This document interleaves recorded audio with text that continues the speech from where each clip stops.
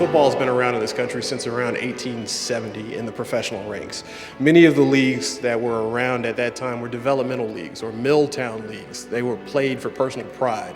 You would go home from the mill, you would put on your leather hat and your sweater that represented your part of town, and you would play against the town next door. And you would try to figure out whether you could beat those guys next door. And then after you beat those guys next door, you'd all go for a drink.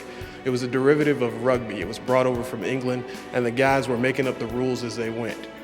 In that year, 19 young men died playing college football. Now, if you can imagine, college football wasn't that big of a sport. There weren't that many colleges or universities that were playing it, and the best and the brightest from around the country had been sent off to these colleges and universities so that they could improve themselves, improve their minds, improve their bodies, but they were dying playing football. They had one critical change to the way they put together the American Football League. Something that was new than the other three iterations: television. So immediately when they created the American Football League, they negotiated a television contract that would allow their games to be broadcast over one of the smaller networks out of the big three at the time.